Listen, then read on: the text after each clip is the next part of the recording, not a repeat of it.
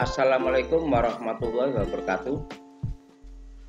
Jumpa lagi Bapak Ibu dengan saya Pak Arifin.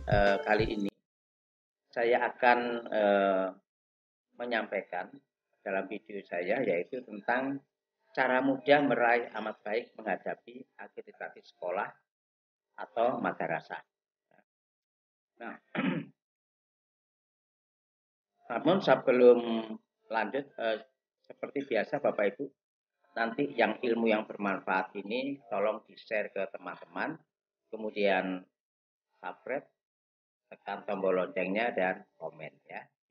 Mudah-mudahan apa yang saya sampaikan ini merupakan amal ilmu yang bermanfaat bagi teman-teman semua. Saya kira itu, dan nanti mudah-mudahan Bapak Ibu bisa juga mengamalkan ilmu yang bermanfaat ini kepada teman-teman yang lain sebagai sanggup kita kelak pada saat kita menghadapi pengadilan yang terakhir. Ya Bapak ya. Oke. Nah, kali ini sekolah itu pasti dihadapkan dengan akreditasi. Baik itu sekolah negeri maupun itu sekolah swasta. Baik itu TK sampai SMU maupun SMK ya, SMA atau SMK. Semuanya mengalami akreditasi. Nah, ini supaya akreditasi itu mendapatkan nilai yang baik, maka butuh adanya suatu persiapan ya. Nah, butuh adanya persiapan. Nah, persiapan ini itu jangan kalau mau ada akreditasi. Jangan Bapak Ibu. Persiapannya ini ya sudah mulai sekarang itu sudah disiapkan, walaupun Bapak Ibu sekolahnya itu belum ditunjuk sebagai peserta akreditasi, terutama nanti akreditasi di tahun 2022. Maka sekarang ini ya sudah ikuti alur ini nanti Bapak Ibu ya.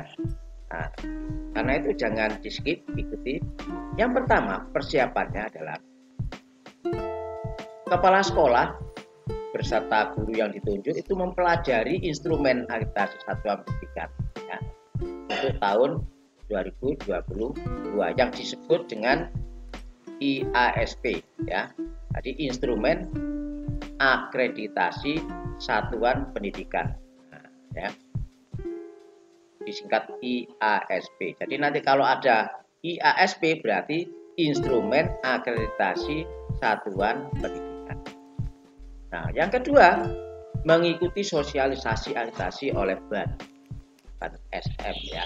Nah, ini kalau kepala sekolahnya itu sempat ikut. Kalau tidak ikut ya apa-apa. Tapi kalau nanti sudah ketunjuk pasti dikumpulkan ada sosialisasi. Yang ketiga, apa yang sudah dipahami oleh Bapak Kepala Sekolah itu sosialisasi akreditasi kepada seluruh pendidik dan tenaga pendidikan ya. Ini perlu persiapan. Karena ini yang baik itu nanti akan melibatkan seluruh pendidik dan tenaga kependidikan. Jadi mulai sekarang sudah dibagi Bapak Ibu ya. Nah, nanti sudah saya rinci di bawah nanti. Nah, yang kedua,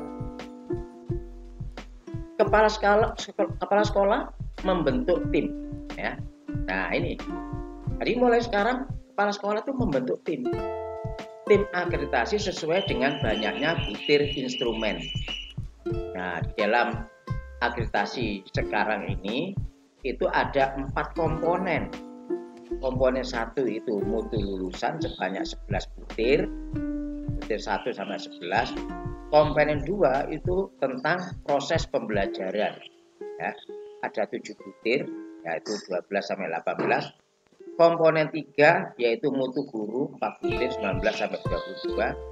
Komponen 4 manajemen sekolah 13 butir 23 sampai 35. Nah, ini dibagi Bapak Ibu, dibagi ya.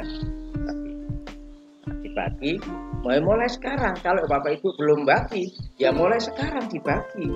Jangan kalau pas ada akreditasi, akunya sampai lembur-lembur sampai malam-malam nggak tidur, sampai pucet.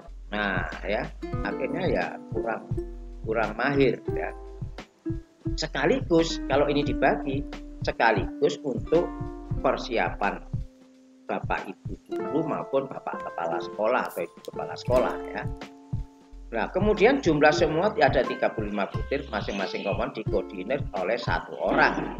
Nah, masing-masing komponen ini dikoordinir oleh satu orang. Yang mutu lulusan, ini siapa? Komponen 1 dikoordinir oleh siapa? Si A. Nah, ya ditentukan ini mulai sekarang. Baik. Kalau dulu itu meliputi 8 standar ya, 8 standar. Sekarang meliputi ada 4 komponen. Kemudian satu orang sebagai leader atau sebagai koordinator dari semua komponen. Nah, ya. Ini ada yang ditunjuk ya. Oke. Berikutnya kalau sudah tunjuk itu, yang kelima menunjuk guru.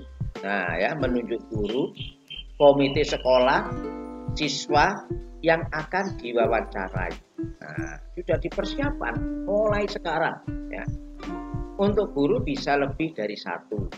Kemudian menunjuk guru untuk melakukan PBM yang dilihat langsung oleh asesor.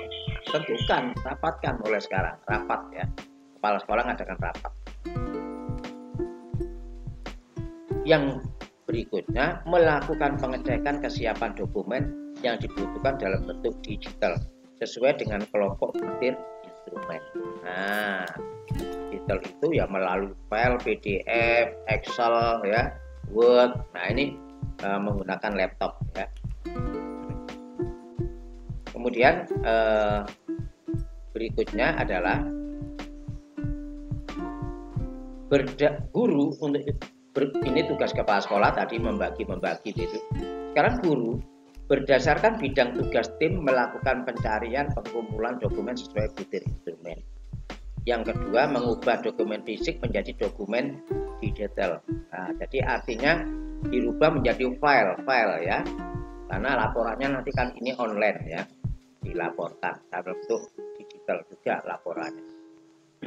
Kemudian dan ini tetap masih persiapan, semua adalah persiapan Bapak Ibu. Baik sudah ditunjuk maupun belum ditunjuk sekolahnya untuk ikut akreditasi ya mulai sekarang. Dan ini nanti ada hubungannya dengan guru dan ada hubungannya dengan kepala sekolah. Berikutnya mengumpulkan hasil dokumen digital ke folder masing-masing kinerja inti. Nah, ya. Jadi ada folder kinerja inti mutu lulusan, proses pembelajaran, mutu guru dan manajemen sekolah. Nah, ini ada folder-folder ya. Foldernya ada 4 folder nanti ya.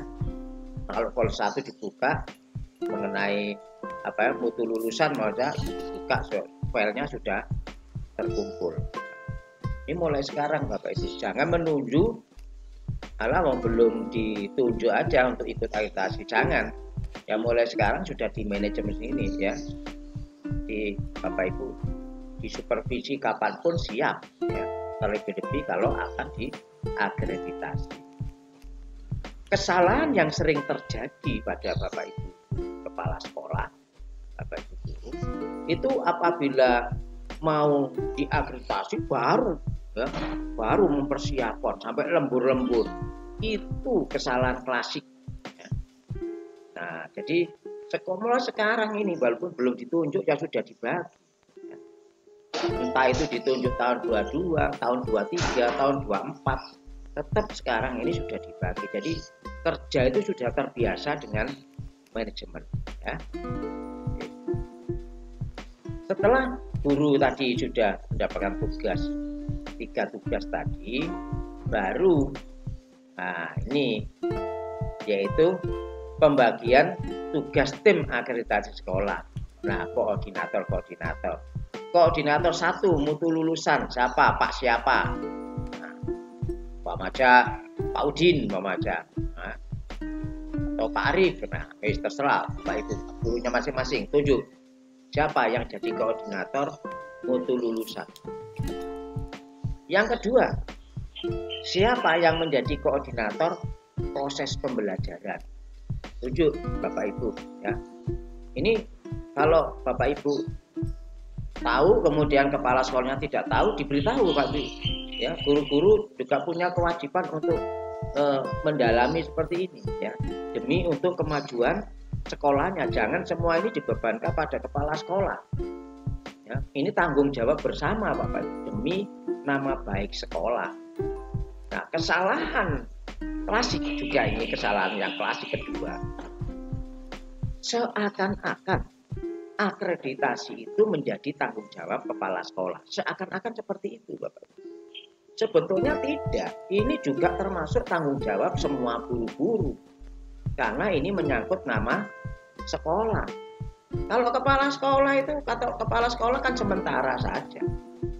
Kalau kepala sekolahnya pensiun, kepala sekolahnya mutasi, sekarang sering mutasi, maka akreditasinya tidak ikut mutasi.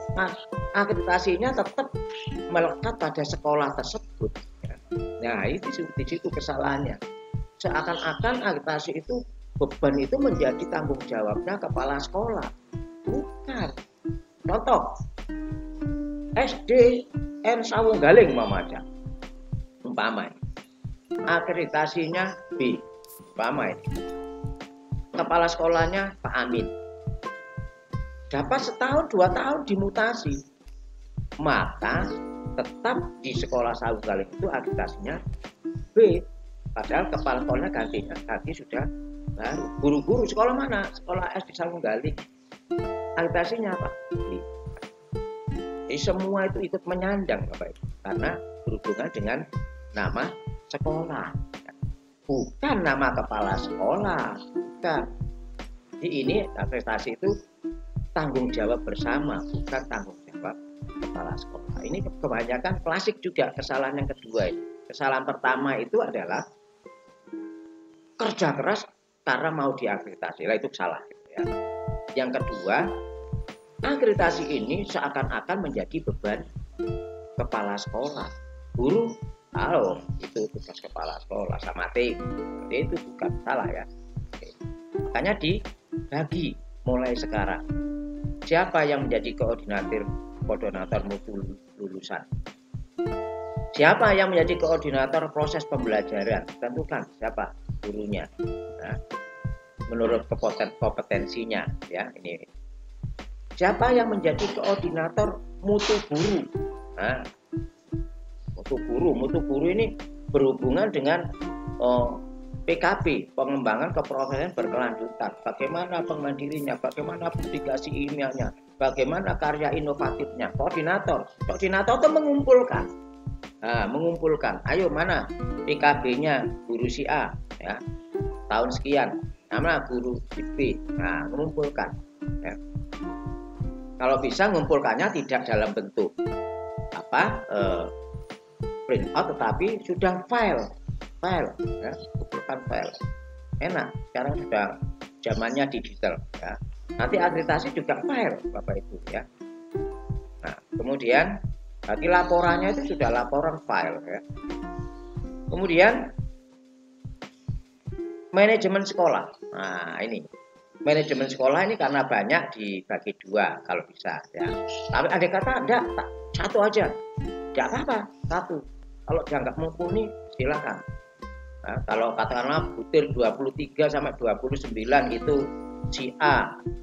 Butir 230 sampai 35 itu si B aja. Karena bukti fisiknya banyak. Ini dibagi 2. Tapi ya kalian enggak satu, satu aja. Butir 23 sampai 35 cukup satu orang. Enggak masalah. Yang penting ada koordinatornya saja. Nah, kan ini tinggal mengumpulkan saja. Nah, setelah dibagi siapa-siapa koordinatornya, baru dibagi menurut butirnya. Nah, contoh butir 1. Nah, ini yang masalah mutu lulusan nomor 1 mutu lulusan. Nah, ini ada ada berapa butir di sini, mama 11 butir mama ya, butuh lulusan pada 11, butir 2 sudah proses pembelajaran, sudah butir 12. Nah, sekarang butir 1 kata. Siswa menunjukkan perilaku disiplin dalam berbagai situasi. Yang menjadi tanggung jawab adalah katakanlah Bu Silvi mama aja, Bu Silvi atau Pak Amir mama aja ya, namanya terserah ya, ini saya awur aja ini Pak Bu Selviana, Bu Munir, ini saya awur aja ini Pak Anam, ini saya awur aja ini ya.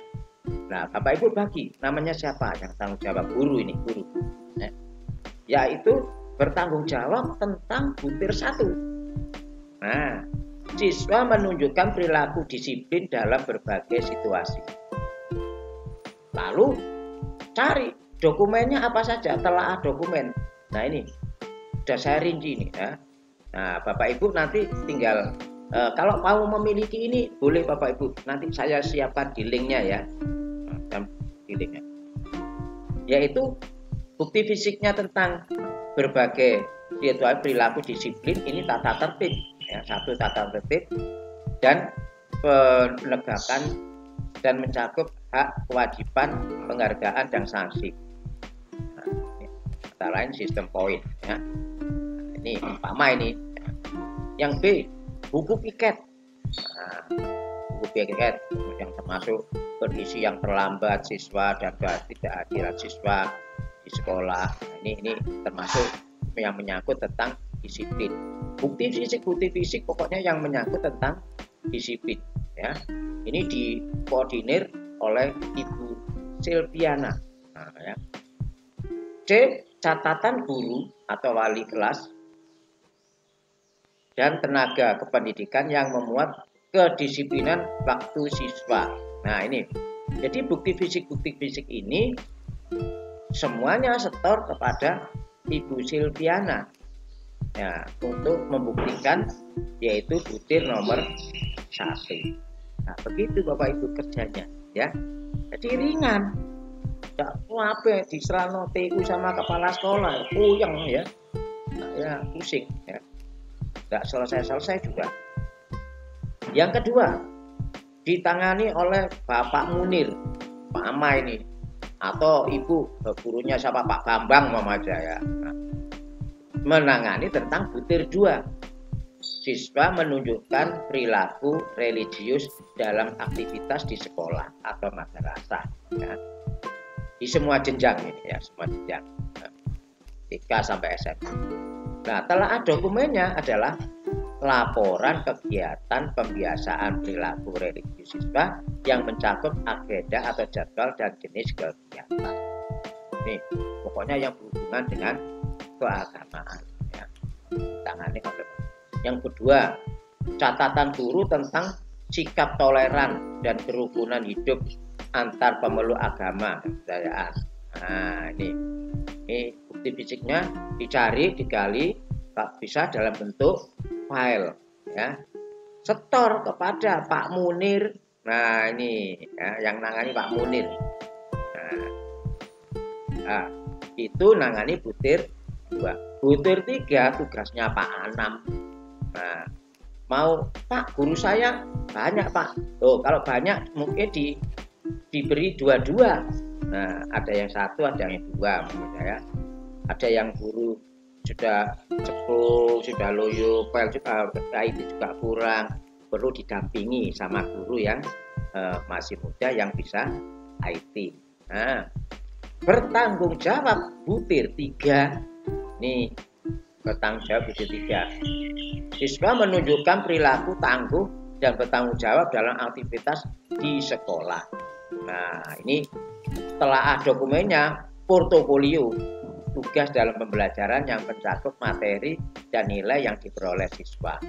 Nah, berikutnya yaitu laporan pelaksana kegiatan ekskul ya, dan sebagainya. Ini mencakup tanggung jawab yaitu Pak Anam dan Pak Apan. 2 orang. Tapi kalau Anda kata 1 orang cukup, tidak apa-apa 1 orang. Tapi kalau gurunya banyak mungkin diberi 2 gitu ya. Nah, ini mulai sekarang ditunjuk tidak ditunjuk ikut akreditasi dua-dua tetap siapkan mulai sekarang ya. Bagi yang sudah, alhamdulillah.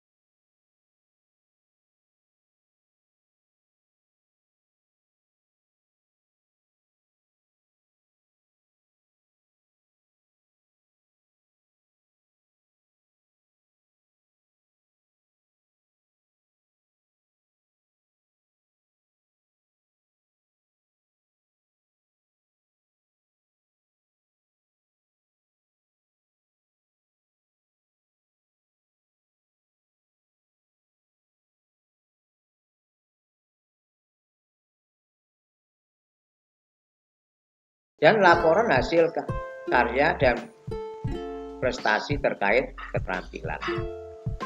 Ini tentang contoh tentang mutu lulusan. Nah, mutu lulusan. Ya. Kemudian sekarang contoh mengenai yang kedua, komponen kedua, proses pembelajaran. Ya. Contoh kedua, proses pembelajaran. Contoh nomor 12 adalah katakanlah Bu Amin atau Bu Siti. Nah, terserah Bapak Ibu baginya. Butir ke-12 yaitu proses pembelajaran berlangsung secara aktif dengan melibatkan seluruh siswa dan sebagainya bla bla bla bla bla ya. Nah, telah dokumennya apa? Dokumennya adalah RPP ya, yang telah dilakukan ketika asesor melakukan observasi. Terus lembar praktek, lembar praktikum ya, lembar kerja siswa, tunjukkan di sini. Nah, ini telah ada dokumennya ya. Ini disetorkan kepada Bu Siti Munia. Nah, nanti Bu Siti Munia disusun jadi file PDF, kemudian dikirim ke siapa? Dikirim ke koordinator proses pembelajaran nomor 2. Begitu Bapak Ibu ya. Jadi mudah sebetulnya untuk meraih amat baik itu ya, mudah asalkan persiapannya sudah matang ya. Jangan menunggu kalau ada akreditasi, jangan ya. Itu kesalahan klasik gitu ya. Yang ke-13 adalah Ibu Jennifer ya atau Bapak Farid umpama aja, yaitu bertanggung jawab tentang butir ke-13, yaitu penilaian proses dan hasil belajar digunakan sebagai dasar untuk perbaikan dan dilaksanakan secara sistematis. Nah, ini termasuk RPP-nya, kisi-kisi soalnya, instrumen penilaiannya, baik formatif, sumatif, kemudian hasil penilaiannya. Nah ini. Kemudian bukti fisik remedi dan pengayaannya. Ini, ya, ini telah ada dokumen. Ini tanggung jawab dari Jennifer. Ya. Nah, kemudian yang ke-14, program remedi pengayaan diberikan kepada siswa yang memerlukan. Nah, ini catatan tentang hasil penilaian, hasil analisis, pencarian kompetensi, dan dokumen program pelaksanaan remedi dan pengayaan. Yang ke-15, siswa berpartisipasi aktif dalam belajar dan suasana pembelajaran di kelas menyenangkan. Ya, ini keterangannya tidak ada telah dokumen pembuktian kinerja melalui pengumpulan data, observasi dan wawancara, disiapkan juga foto-fotonya. Nah, ini ya. Nah, dan seterusnya Bapak Ibu ya, dan seterusnya. Nah, sekarang mutu guru. Nah, komponen mutu guru. Nah, ini komponen mutu guru. Ini berhubungan dengan PKB-nya Bapak Ibu guru ya, pengembangan ke proses berkelanjutan. Contoh Bapak Ibu, yaitu katakanlah butir 21 Mamaja ini ya. Nah, nanti yang butir-butir ini sudah ada contoh-contohnya itu ya. Nanti tinggal Bapak Ibu melihat, sudah saya rincikan di sini. Katakanlah butir 21. Ya. Guru melakukan pengembangan profesi berkelanjutan untuk meningkatkan pengetahuan, keterampilan, dan wawasan. Nah, berarti Bapak Ibu inilah Ibu Sutarni. Nah, ini kata Ibu Sutarni atau Ibu Lili Mamaja. Ini meminta dokumennya Bapak Ibu guru dalam melakukan, yaitu melakukan apa? Melakukan pengembangan diri, yaitu ini itu diklat itu. Diminta sertifikatnya, diminta laporannya, diminta surat tugasnya. Nah, terus yang kedua, yaitu bukti tentang pembuatan publikasi ilmiah atau karya inovatif. Nah, publikasi ilmiah, PTK-nya mana? PTK- nya, ayo bikin PTK. Mana? Nah, kecuali yang golongan 3A jangan dimintai PTK. Yang golongan 3B ke atas ya, minta PTK, minta filenya. Nah, ya. Diminta filenya PTK-nya, berita acara seminarnya, foto-fotonya, daftar hadir peserta seminar. Nah, kemudian dimintai juga hasil karya inovatifnya. Nah, dalam bentuk file setor kepada Bu Sutarni. Nah, ya. Paham Bapak Ibu ya, gampang ya. Yang selanjutnya, dan selanjutnya berikut yaitu tentang komponen 4 manajemen sekolah, yaitu komponen terakhir. Nah, ini katakanlah Pak Arif, guru namanya Pak Arif ya. Guru Pak Arif ini yaitu tentang katakanlah butir 25. Sekolah mengembangkan, menyosialisasikan, mengimplementasikan, dan mengevaluasi visi, misi, dan tujuan sekolah. Nah, ini telah ada dokumen, yaitu dokumen 1 ini. Nah, dokumen 1 atau dokumen rapat penyusunan RKS, RKAS, RPA BBS, pengembangan sekolah. Nah, kemudian B, rencana kerja sekolah. Nah, yaitu ada di RKS, rencana kerja tahunan ya, atau rencana kerja menengah ya.